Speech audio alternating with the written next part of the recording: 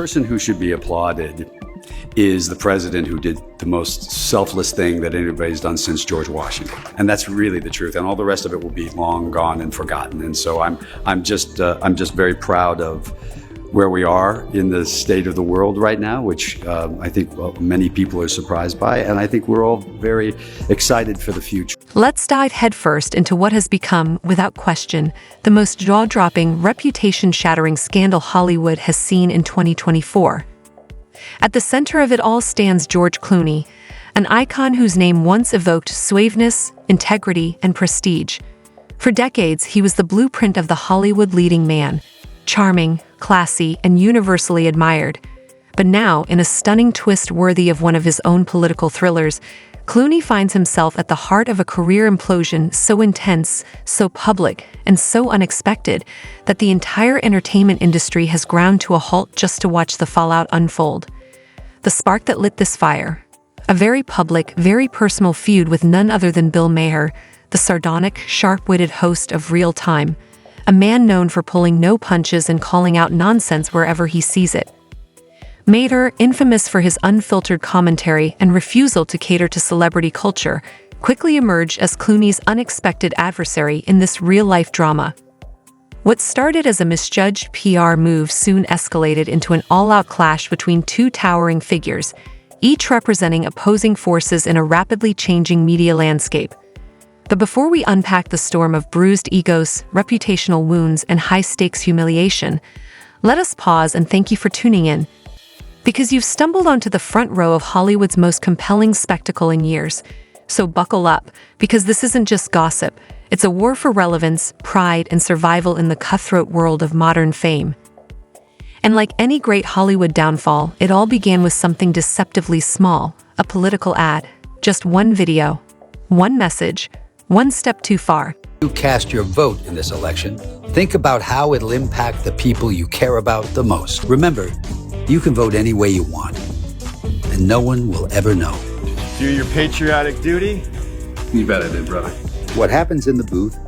What was meant to be a simple act of political engagement quickly turned into a viral disaster.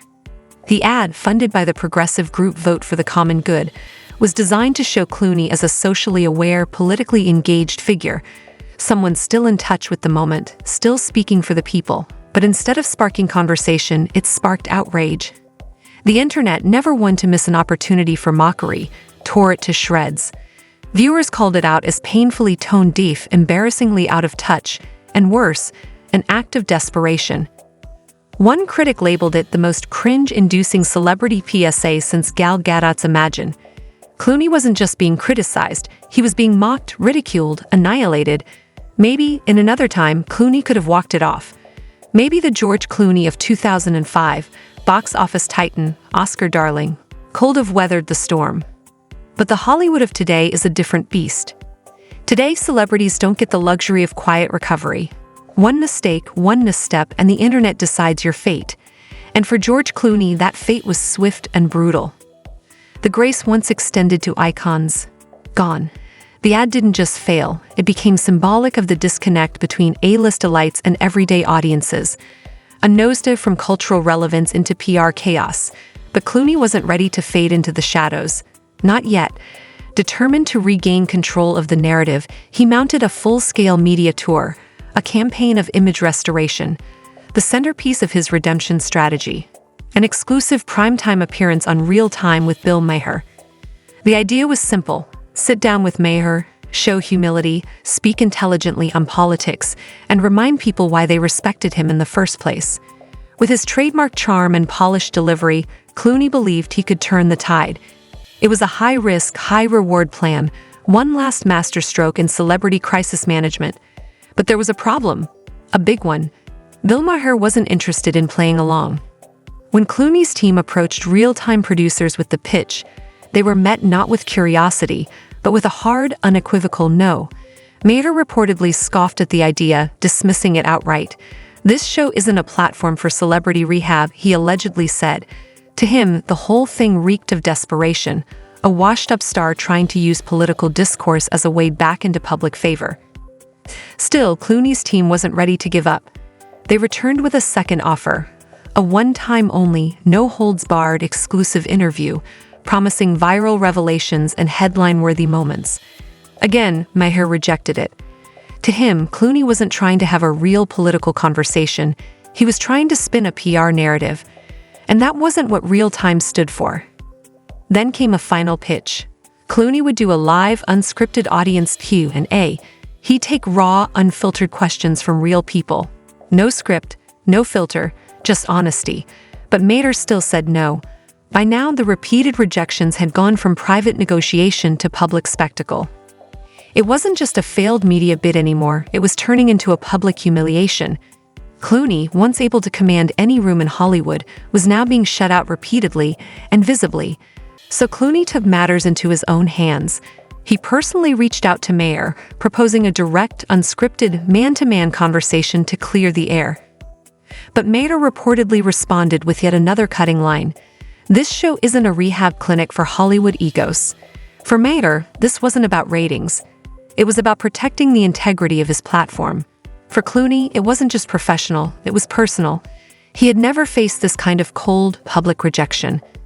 The charm that once opened every door now seemed powerless. And behind closed doors, things got worse. Maher reportedly began mocking Clooney in private circles, joking that his persistence was borderline pathetic and comparing his repeated attempts to a celebrity pity party audition. Word of these comments got back to Clooney, and he was livid. Then, in a monologue that aired not long after, Maher delivered a scathing critique of Hollywood elites who mistake social media activism and political commentary for actual influence, without naming Clooney, but leaving no doubt about the target. Clooney's team scrambled for Plan B. They pitched him to The Howard Stern Show and other big-name platforms. But even Stern's team was hesitant. Clooney's once pristine brand was now seen as a PR risk. Behind the scenes, insiders described Clooney as unraveling, furious, bitter, and disillusioned, not just with Maher, but with the entire Hollywood machine. He feels betrayed, one source said, like the industry turned on him overnight. The George Clooney of yesterday, cool, controlled, effortlessly charismatic, was being replaced by someone angry, reactive, and frankly shaken. Meanwhile, Maher stood firm. Though he never publicly said Clooney's name, the subtext was clear. And for Maher, this wasn't a personal grudge, it was a message. His show would not be a safe space for celebrity spin. The battle between these two cultural titans had become the biggest media firestorm of the year. But more than that, it signaled something deeper. The rules of fame have changed. In the age of cancel culture, viral outrage, and digital transparency, even the most untouchable stars can fall fast. Studios are backing away, networks are closing doors, and Clooney, he's running out of lifelines. The question now is, will this be the final chapter of a legendary career, or the beginning of an unexpected reinvention?